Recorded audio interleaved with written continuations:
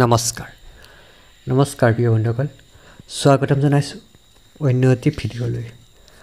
আৰু আজিৰ এই ভিডিঅ'টিত আপোনালোকক জনাবলৈ ওলাইছোঁ 2024 চনৰ অক্টোবৰ মাহৰ ৰাশি অনুযায়ী জাতক জাতিকাসকলৰ দিনটো কিদৰে পাৰ হ'ব সেই বিষয়ে জনাই আজিৰ এই ভিডিঅ'টি আৰম্ভ কৰিছোঁ।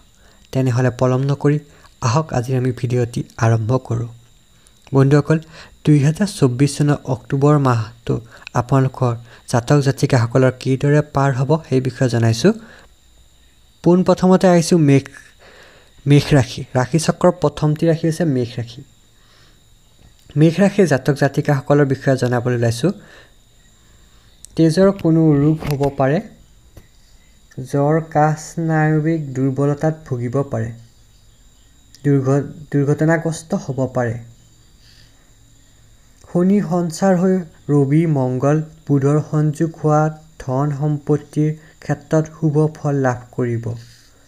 উক্ত সময়ৰ পৰা কৰ্মক্ষেত্ৰত বাধাসমূহ দূৰ হ'ব। চাকৰি প্ৰাৰ্থীসকলৰ চাকৰি সন্ধান পাব। কৃষিজাত, খনিজাত আদি ব্যৱসায়ত প্ৰচুৰ অৰ্থ উপাৰ্জন কৰিব পাৰিব। বিদ্যাৰ্থীৰ শুভ। কাৰিকৰী শিক্ষাত শিক্ষাৰ্থীসকলে উচ্চ শিক্ষাৰ বাবে বিদেশ ভ্ৰমণৰ সুযোগ পাব। দাম্পত্য জীৱনত সুখকৰ নহ'ব, প্ৰেমত মনোকষ্ট পাব, সন্তানৰ বাবে চিন্তিত হ'ব। এইবাৰ আহিছোঁ পৰৱৰ্তী ৰাশি। পৰৱৰ্তী ৰাশি হৈছে বৃষ ৰাশি। বৃষ ৰাশি জাতক জাতিকাসকলৰ বিষয়ে জনাবলৈ ওলাইছোঁ। বৃষ ৰাশি জাতক জাতিকাসকলৰ আঘাত প্ৰাপ্তিৰ সম্ভাৱনা আছে। উদৰ, অৰ্শ আদি ৰোগত কষ্ট পাব। শনি জন্ম ৰাশিৰ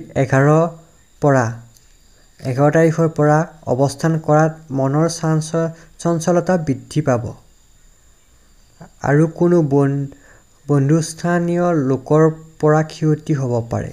সহযোগী অংশীদাৰী ব্যৱসায়ৰ ক্ষেত্ৰত মতানৈক্য ঘটিব পাৰে। বৃহস্পতিৰ প্ৰভাৱত বিদ্যাৰ্থীসকলৰ বিশেষ শুভ। ধনস্থানত শুভ নহয়, মাত্ৰাধিক ব্যয়ে চিন্তিত কৰিব। প্ৰেমত আকস্মিক বাধা সূচিত হ'ব। বিবাহৰ ক্ষেত্ৰত নানা বাধাসমূহ দূৰ হ'ব, বাধাৰ সন্মুখীন হ'ব। 11 তাৰিখৰ পৰা শনিৰ কৰ্মস্থানত পূৰ্ণ দৃষ্টিৰ বাবে কৰ্মক্ষেত্ৰত নানা সমস্যা সূচিত হ'ব। পিতৃ বা মাতৃৰ লগত মনোমালিন্য ঘটিব পাৰে। এইবাৰ আহিছোঁ পৰৱৰ্তী ৰাশি। পৰৱৰ্তী ৰাশি হৈছে মিথুন ৰাশি। মিথুন ৰাশিৰ জাতক জাতিকাসকলৰ মুখমণ্ডলত কোনো ৰোগ হ'ব পাৰে। বাত, তলপেটৰ কোনো ৰোগ, ৰক্তদৃষ্টিত ভোগাৰ সম্ভাৱনা আছে। মংগল, বৃহস্পতিৰ প্ৰভাৱত আয়ৰ স্থান শুভ পৰিলক্ষিত হৈছে। ব্যৱসায়টো লাভৱান হ'ব পাৰিব। গুৰু, বিদ্যাৰ ক্ষেত্ৰত শুভ ফলদায়ক। বিদ্যাৰ্থীসকলে পৰীক্ষাত আশানুৰূপ ফল লাভ কৰিব পাৰিব। বৰ্তমান সময়ছোৱাত দ্বাদশত শনি গুৰুৰ সংযোগৰ ফলত আকস্মিক বিবাহৰ যোগ আৰু অসামঞ্জস্যিক প্ৰেম প্ৰণয়ৰ কাৰকতা দেখা যায়। মাতৃৰ স্বাস্থ্যৰ বাবে চিন্তিত হ'ব। মানসিক উদ্বিগ্নতা বৃদ্ধি পাব। চাকৰি কৰ্মচাৰীসকলৰ কৰ্মোন্নতিৰ কাৰক। নিবনুৱাসকলে চাকৰিৰ বাবে চেষ্টা কৰি চাব পাৰে। এইবাৰ আহিছোঁ পৰৱৰ্তী ৰাশি। পৰৱৰ্তী ৰাশি হৈছে কৰ্কট ৰাশি। কৰ্কট ৰাশিৰ জাতক জাতিকাসকলৰ বিষয়ে জনাবলৈ ওলাইছোঁ। কৰ্কট ৰাশিৰ জাতক জাতিকাসকলৰ চকু ৰোগ আদিত কষ্ট পাব। যকৃত, তলপেট আদি ৰোগৰ বৃদ্ধিৰ কাৰকতা দেখা যাব। আত্মীয় স্বজনৰ সহায় সহযোগিতা, সামাজিক ক্ষেত্ৰত পদমৰ্যাদা বৃদ্ধি পাব। বিদ্যাস্থানত শনিৰ পূৰ্ণ দৃষ্টি থকাৰ বাবে অশুভ ফলদায়ক হ'ব। কৰ্মক্ষেত্ৰত নানা প্ৰতিকূল পৰিস্থিতিৰ মাজতে অগ্ৰসৰ হ'ব লাগিব। ওপৰৱালাৰ লগতে মত বিৰোধত তথা গোপন শত্ৰুৰ দ্বাৰা ক্ষতি হ'ব। ব্যৱসায়ত লোকচান আৰু নানা ধৰণৰ বিবাদ আদি ক্ষতি হোৱাৰ সম্ভাৱনা আছে। মাত্ৰাধিক ব্যয়ে হতাশা কৰিব। প্ৰেম প্ৰীতিত প্ৰণয় ভংগ কাৰকতা দেখা যাব। মাহৰ শেষৰ ফালে গুৰুৰ প্ৰভাৱ বিবাহ যোগাযোগত শুভ ফল লাভ কৰিব। দাম্পত্য জীৱনত অশান্তি হ'ব। এইবাৰ আহিছোঁ পৰৱৰ্তী ৰাশি সিংহ ৰাশি। সিংহ ৰাশি জাতক জাতিকাসকলৰ বিষয়ে জনাবলৈ ওলাইছোঁ। সিংহ ৰাশি জাতক জাতিকাসকলে পুৰণি ৰোগৰ উপশম হ'ব। হৃদৰোগ, মূত্ৰজনিত ৰোগত ভোগাসকলৰ বাবে শুভ। দশমত শনিৰ সঞ্চাৰে শুভ ফল দিব। শনি বৃহস্পতিৰ ক্ষেত্ৰত সংযোগ হোৱাৰ বাবে নানা জটিলতাৰ মাজতো কৰ্মক্ষেত্ৰত উন্নতি আৰু কৰ্মপ্ৰাপ্তিৰ কাৰক। গুৰুৰ শুভ প্ৰভাৱ ব্যৱসায়ত উন্নতি আৰু প্ৰসাৰ ঘটিব। আশানুৰূপ সঞ্চয় লাভ। বিদ্যাৰ্থীয়ে শুভ ফল লাভ কৰিব পাৰিব। কৰ্মপ্ৰাৰ্থীৰ বাবে শুভ সময়। অংশীদাৰী ব্যৱসায়ত সাৱধান হ'ব। প্ৰেমত শুভ। বিবাহৰ ক্ষেত্ৰত বাধাসমূহ দূৰ হ'ব। পিতৃৰ শুভ যদিও মাতৃৰ কষ্টৰ সম্ভাৱনা আছে। অহেতুক অৰ্থ হানি, বিভ্ৰান্তি, সমস্যা এনেকুৱা সন্মুখীন হ'ব পাৰে। এইবাৰ আহিছোঁ পৰৱৰ্তী ৰাশি। পৰৱৰ্তী ৰাশি হৈছে কন্যা ৰাশি। কন্যা ৰাশিৰ জাতক জাতিকাসকলৰ সৰু সুৰা ৰোগত কষ্ট পাব। আঘাত প্ৰাপ্তিৰ সম্ভাৱনা আছে। হাঁপানি আদি ৰোগ বৃদ্ধি পাব পাৰে। আয়ৰ ক্ষেত্ৰত শুভ ফল লাভ কৰিব। ভাগ্যৰ স্থানত গুৰুৰ অৱস্থা হেতুকে আয় বৃদ্ধি হ'ব। ব্যৱসায়ী শুভ। বিদ্যাৰ্থীৰ অশুভ। শনি বৃহস্পতিৰ সংযোগৰ প্ৰভাৱত কাৰ্যক্ষেত্ৰত উন্নতি, পদোন্নতি আৰু বদলিৰ ক্ষেত্ৰত বিশেষ শুভ ফল লাভ কৰিব। মামলা মোকৰ্দমা জয়ৰ কাৰকতা দেখা যায়। বিবাহৰ ক্ষেত্ৰত শুভ ফল লাভ কৰা কাৰক। প্ৰেমত সফলতা। দাম্পত্য জীৱনত মতানৈক্যসমূহ দূৰ হ'ব। এইবাৰ আহিছোঁ পৰৱৰ্তী ৰাশি। পৰৱৰ্তী ৰাশি হৈছে তুলা ৰাশি। তুলা ৰাশিৰ জাতক জাতিকাসকলৰ অশুভ প্ৰভাৱ উদৰ, যকৃত, অৰ্শ, দাঁতৰ ৰোগ, জ্বৰ, কাহ আদি ৰোগত ভুগিব। গুৰুৰ প্ৰভাৱত ধন নাশৰ কাৰক।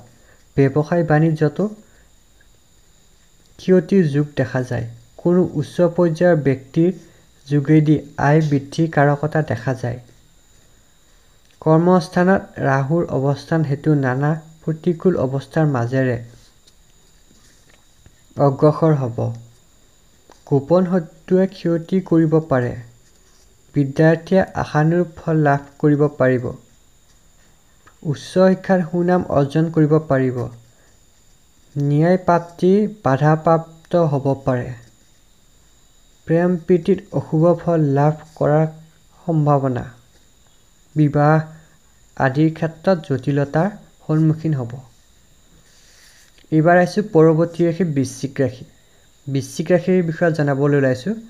বৃশ্চিক ৰাশিৰ জাতক জাতিকাসকলৰ হঠাৎ আঘাত প্ৰাপ্তি তথা ৰক্তক্ষয়ৰ যোগ আছে।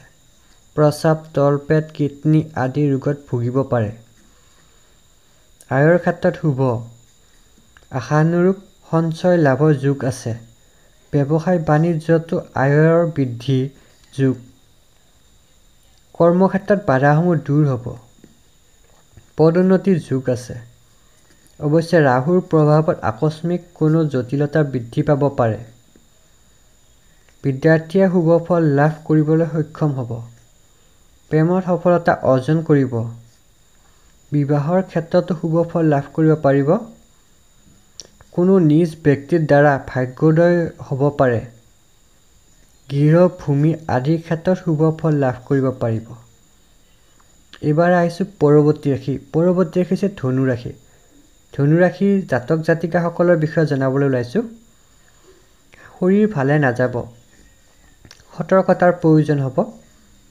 হৃদৰোগ, ৰক্তচাপ, প্ৰস্ৰাৱ ৰোগ বৃদ্ধি পাব। মূৰৰ অসুখতো ভুগিব।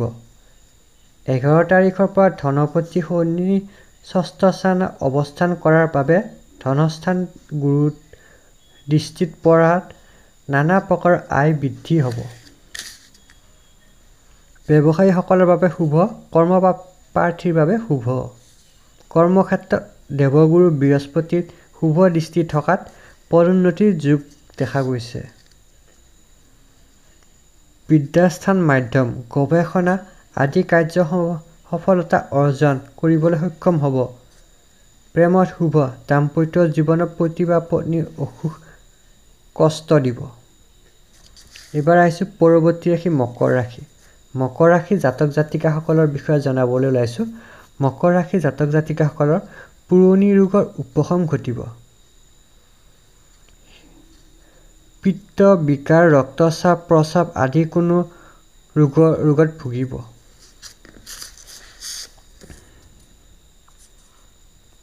ভৰিত কোনো ৰোগ হোৱাৰ সম্ভাৱনা আছে। একাদশত গুৰু দৃষ্টি থকাৰ বাবে নানা প্ৰকাৰৰ আয় বৃদ্ধি হ'ব। গৃহ নিৰ্মাণ আদি কাৰ্যত সফল হ'ব। ব্যৱসায়ত শুভ ফল আশা কৰিব পাৰে।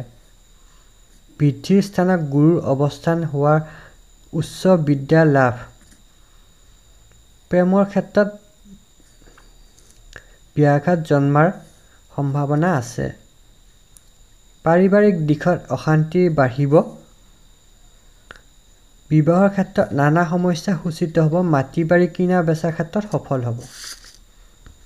এইবাৰ আহিছোঁ কুম্ভ ৰাশি। কুম্ভ ৰাশি জাতক জাতিকাসকলৰ এই মাহটি কিদৰে পাৰ হ'ব সেই বিষয়ে জনাব ওলাইছোঁ। চকু কাণৰ ৰোগত ভুগিব পাৰে। উদৰ পীড়াত ভুগিব। ভৰিৰ আঘাত পোৱাৰ সম্ভাৱনা আছে। শুক্ৰ ধনস্থানত অৱস্থান কৰাৰ বাবে প্ৰচুৰ ধন উপাৰ্জন কৰিব পাৰিব। ব্যৱসায়ত উন্নতি লাভৰ যোগ। নতুন ব্যৱসায়ৰ শুভ ফল লাভ কৰিব। বিদ্যাৰ ক্ষেত্ৰত খেলিমেলিসমূহ দূৰ হ'ব। উচ্চ শিক্ষাৰ্থীয়ে সুনাম অৰ্জন কৰিব পাৰিব। পিতৃৰ শুভ। পাৰিবাৰিক ক্ষেত্ৰত বিশেষ শুভ ফল নাপাব। কৰ্মক্ষেত্ৰত পদোন্নতি তথা ন্যায় প্ৰাপ্তিৰ বিলম্বন ঘটিব। নিবনুৱা চাকৰিৰ বাবে চেষ্টা কৰিব পাৰে। বিবাহত শুভ। প্ৰেমত সফলতা লাভ হ'ব। এইবাৰ আহিছোঁ পৰৱৰ্তী ৰাশি। পৰৱৰ্তী ৰাশি হৈছে মীন ৰাশি। ৰাশি চক্ৰৰ শেষৰ ৰাশি মীন ৰাশিৰ বিষয়ে জনাবলৈ ওলাইছোঁ। মীন ৰাশিৰ জাতক জাতিকাসকলৰ এই মাহটিত প্ৰাপ্তিৰ সম্ভাৱনা আছে। তদুপৰি ৰক্তচাপ হৃদৰোগ আদি বাঢ়িব পাৰে। সঞ্চিত ধন নাশৰ যোগ আছে। আনহাতে কৰ্কট আৰু ৰাহুৰ প্ৰভাৱত ধন লাভৰ যোগ আছে।